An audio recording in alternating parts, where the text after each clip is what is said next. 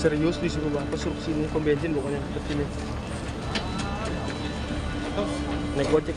Inilah rekaman penangkapan kurir narkoba dalam dua kasus berbeda jaringan peredaran narkotika di Pelabuhan Merak. Kasus pertama terjadi pada 17 Maret 2026 di Terminal Eksekutif Pelabuhan Merak ketika tersangka berinisial AP turun dari kapal dan melewati alat pemindai X-ray.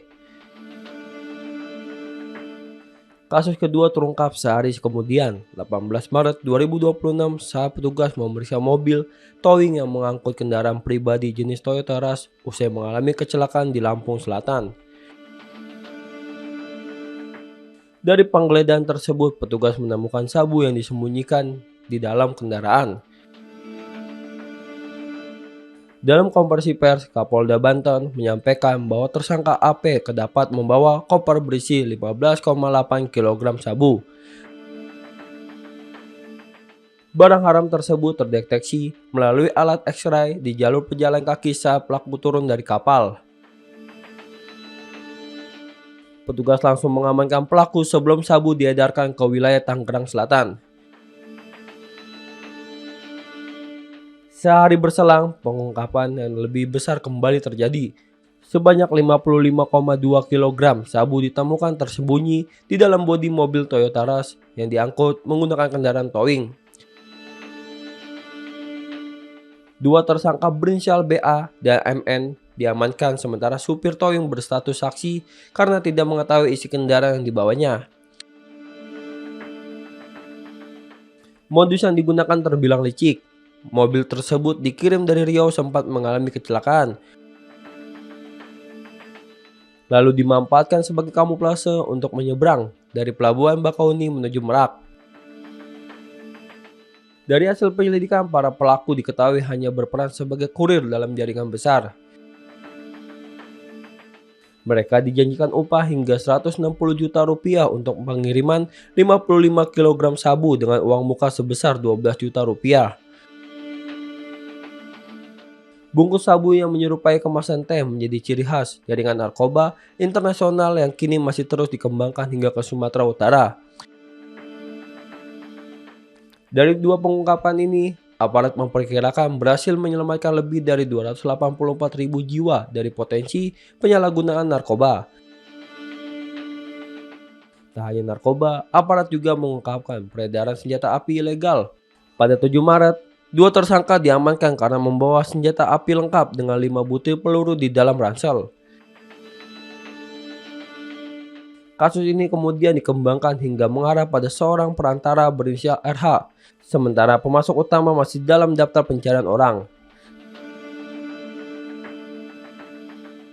Senjata tersebut diduga akan diperjualbelikan kembali dengan motif keuntungan ekonomi, dengan nilai transaksi mencapai jutaan rupiah.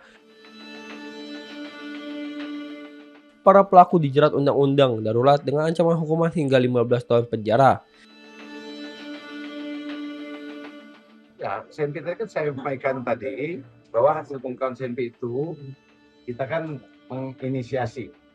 Karena jujur untuk di pelabuhan kita sendiri, di Merak sendiri, terutama untuk pejalan kaki, ya pejalan kaki, penumpang pejalan kaki itu kita belum memiliki X-ray.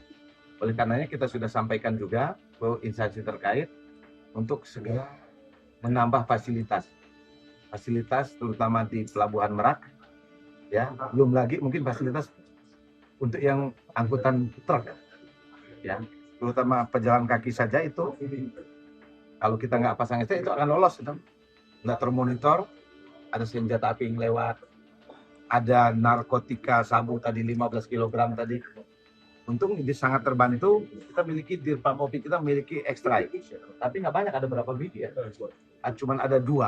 Nah perlu kelengkapan itu ditambah dan sedang kita koordinasikan.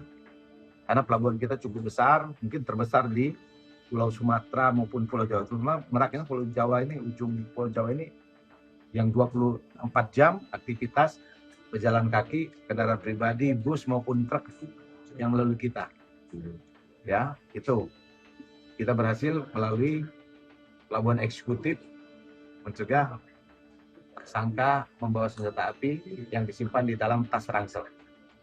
Kedua, tadi kita berhasil mengamankan barang bukti 15 kg juga, sabu, itu yang disimpan dalam satu buah koper yang dibawa penumpang pejalan kaki di pelabuhan eksekutif juga, eksekutif Merak, dengan menggunakan ekstrai yang sudah kita tempatkan di sana oleh Pak Mufid bekerjasama dengan Dit Narkoba Polda Banten. Itu berhasil mengamankan itu.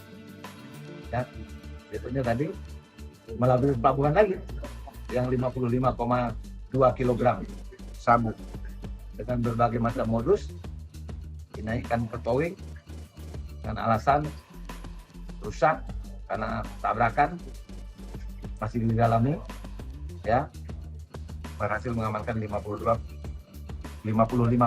kg. Yang Senpi hasil pemeriksaan ada indikasi ke arah terorisme nggak? Bagaimana?